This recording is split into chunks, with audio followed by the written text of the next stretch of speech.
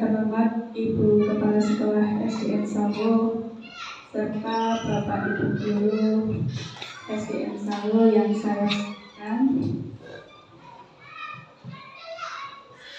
Alhamdulillah kita masih diberi taufik serta hidayah sehingga kita bisa bertatap muka dalam keadaan sehat walafiat. Izinkan saya Rosita SPDSD CGP Angkatan 9 dari SDN Sawo, Kecamatan Cekis, Kabupaten Mojokerto akan dimensi diseminasi modul 1.4 budaya positif dengan materi penerapan budaya positif dengan keyakinan kelas. Saya yakin Bapak Ibu Guru pasti sudah ada yang sudah membentuk atau keyakinan di kelasnya masing-masing. Mengenal peran, nilai, serta tujuan penggerak. Guru penggerak adalah program pendidikan kepemimpinan bagi guru untuk menjadi pemimpin pembelajaran. Program ini meliputi pelatihan daring, lokakarya, konferensi, dan pendampingan selama 6 bulan bagi calon guru penggerak. Nilai guru penggerak adalah mandiri, reflektif, kolaboratif, inovatif, berpihak pada peserta didik. Peran guru penggerak adalah menjadi pemimpin pembelajaran, menggerakkan komunitas praktisi, menjadi coach bagi guru lain, menjalin kolaborasi antar guru, serta mewujudkan kepemimpinan murid. Untuk kegiatan inti kali ini adalah konsep utama budaya positif modul 1.4. Konsep utama budaya positif modul 1.4 adalah perubahan paradigma belajar, motivasi perilaku manusia, posisi kontrol restitusi, segitiga restitusi, keyakinan kelas, kebutuhan dasar manusia, serta disiplin positif. Perubahan paradigma belajar, perubahan dari perangkat aturan yang menetapkan ataupun mendefinisikan batas-batasnya, jangka pandang dan proses memahami pendidikan nasional dalam bentuk pengamatan dan proses pencarian cara mengatasi permasalahan yang muncul dalam pendidikan nasional. Yang kedua adalah motivasi perilaku manusia. 1. Untuk menghindari ketidaknyamanan atau hukuman. 2. Untuk mendapatkan imbalan atau penghargaan dari orang lain. 3. Untuk menjadi orang yang mereka inginkan dan menghargai diri sendiri dengan nilai-nilai yang mereka percaya. Yang ketiga adalah posisi kontrol restitusi. Yang pertama, penghukum. Yang kedua, pembuat rasa bersalah. Yang ketiga, teman. Yang keempat, pemantau. Yang kelima, manajer. Posisi kontrol restitusi guru adalah posisi kontrol guru sebagai pemantau. Pada posisi ini dapat diartikan bahwa guru sebagai pengawas atau pemantau. Guru bertanggung jawab terhadap perilaku siswa yang diawasi. Pada posisi ini, guru berpedoman pada peraturan-peraturan dan konsekuensi yang ada di sekolah. Tapi perlu Bapak Ibu ketahui, posisi kontrol yang paling tepat yang kita terapkan adalah posisi kontrol sebagai manajer. Nah, yang keempat adalah tahapan segitiga restitusi. 1. Menstabilkan identitas. 2. Validasi tindakan yang salah. 3. Menanyakan keyakinan kelas yang sudah kita buat.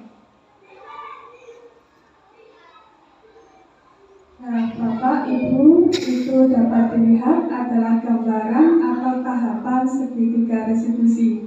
Seperti itu, yang pertama bahwa sendiri itu menstabilkan identitas, yang kedua validasi tindakan yang salah, yang ketiga menanyakan keyakinan kelas. Menstabilkan identitas itu menanyakan kenapa, apa alasannya dia melakukan kesalahan. Terus yang kedua itu validasi tindakan yang salah, apakah tindakannya sudah benar atau salah sesuai dengan keyakinan kelas yang disepakati di kelasnya masing-masing. Tahap segitiga restitusi yang pertama adalah menstabilkan identitas.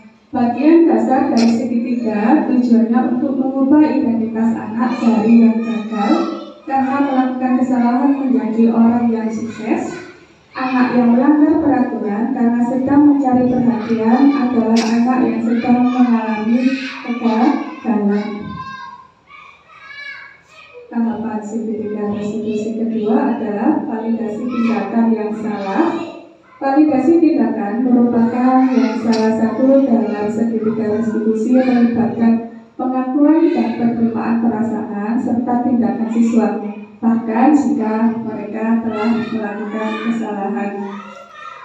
Di sini anak tidak disudutkan karena melakukan kesalahan, tapi anak diajak untuk mencari solusi bagaimana permasalahan itu harus diselesaikan tanpa dengan hukuman.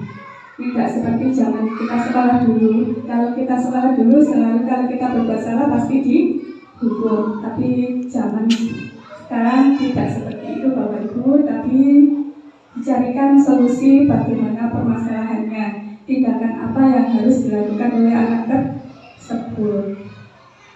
Selanjutnya, tahapan segitiga restitusi yang ketiga adalah merupakan bagian terpenting dalam analisis segitiga restitusi. Oleh karenanya, pemahaman konsep ini mempunyai implikasi yang luas, terlebih dalam konteks pengambilan keputusan yang kompleks. Jadi, kita harus mengambil keputusan apa yang harus dilakukan oleh anak tersebut jika melakukan kesalahan tanpa menghukum. Berarti kita mencari jalan keluarnya untuk permasalahan anak tersebut, bagaimana solusinya tanpa menghukum, tanpa kita membentak, tanpa kita berkata-kata yang kasar atau dan sebagainya. Berikutnya yaitu keyakinan kelas. Keyakinan kelas merupakan salah satu tindakan disiplin positif yang dapat untuk diterapkan dalam membangun budaya positif di lingkungan sekolah. Dengan adanya sebuah keyakinan kelas, dalam setiap kelas diharapkan mampu mewujudkan tujuan dari pendidikan yang lebih berorientasi pada profil pelajar Pancasila. Bapak Ibu, keyakinan kelas apakah sama dengan peraturan kelas? Tidak, betul. Kenapa, Bu?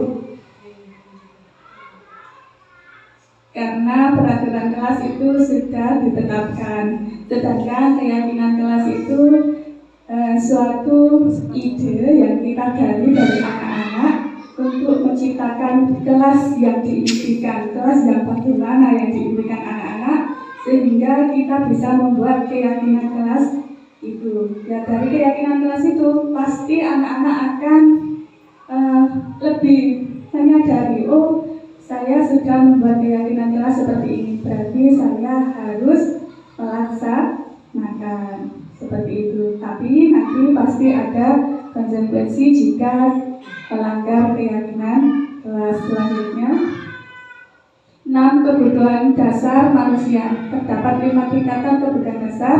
Yang pertama adalah kebutuhan fisiologis, yang kedua kebutuhan akan rasa aman, yang ketiga kebutuhan akan rasa memiliki dan kasih sayang, yang keempat kebutuhan akan penghargaan, yang kelima kebutuhan akan aktualisasi diri. Nah, ini yang ketujuh, disiplin positif. Saya yakin bahwa Bapak Ibu sudah menerapkan disiplin positif di kelas dan umumnya di SDN Sawo.